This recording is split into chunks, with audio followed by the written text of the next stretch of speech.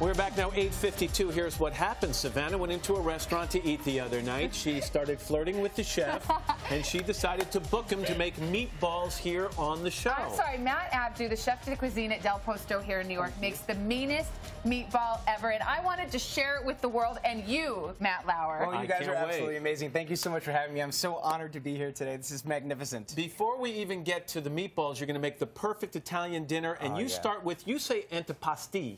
Yeah, right? Well, it's multiple. It's plural. So there's a bunch of things on this beautiful spread. And it's one of my favorite ways to start any meal beforehand.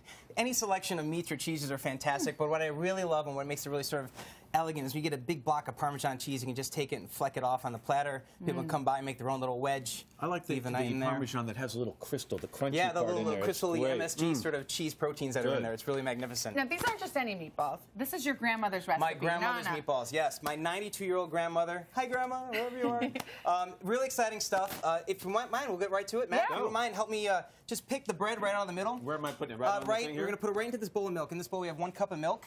And Savannah, in this bowl here, we have 1 pound of ground beef and 1 pound of ground pork. Okay. So growing up when we were younger, my grandmother really used whatever scraps of meat that she would have laying around, and typically we would never have veal in it, only because veal was, usually a more expensive cut of meat. Yeah. So we just had pork and beef, and to that we're going to add, we have 4 eggs. For every pound of meat, we add 2 eggs. We're going to put that right in the middle of the well. Okay. And then what really makes a meatball super, super delicious is all this love that's right here. We have 1 cup of Parmigiano Reggiano, 1 cup of Pecorino Romano cheese, about 3 cloves of chopped garlic, and about 3 tablespoons worth of chopped parsley. We're going to take all of that. How you doing on the bread, Matt? Good. Beautiful. Mix it around? Well, with the bread, we're going to just let it soak for about 10 minutes to really absorb all that liquid and moisture, and then we're going to wring it off, and we're just going to add all this to the meatballs. So we're going to put all this right in there. Wow. Oh, yeah. This is what makes the meatballs really good, is all that cheese. There's enough liquid in there? There is enough liquid in there to bring this all together. Okay. And it's important that when you have the eggs in there and the cheese, it all kind of bring it together. And the last little bit that brings it together really nicely is the bread. So you can see our bread's all soaked up. We did a little ahead of time. And we're going to take all that and put it right in there. So it's not supposed to be all liquidy like that? No, the bread should absorb all the milk up. If it doesn't, you just give it a little wring out in the bowl and just put just the bread in.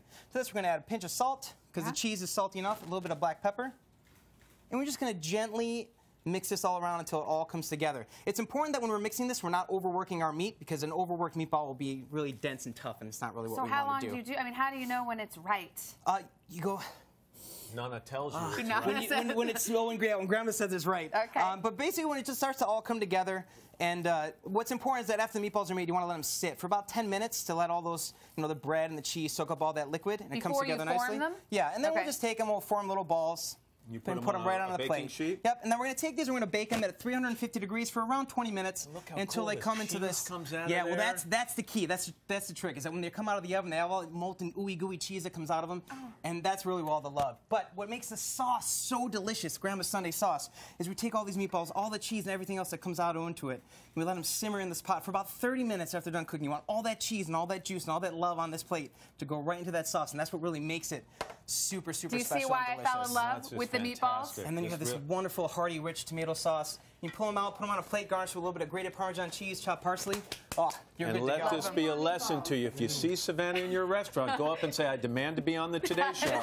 She will make dreams come true. I did it for you. Wait, you guys taste it and tell us what the tiramisu real last but not least, every great Italian meal is finished with an amazing dessert. This is one of my favorites, one of the first desserts I learned how to make in Utica, New York at Cafe Canole. Tiramisu, perfect within its simplicity. And the recipe's on today.com. Matt Abdoo from Del Posto. But last but not least, very important, Savannah, that whenever you're making meatballs, that you have the right attire. So.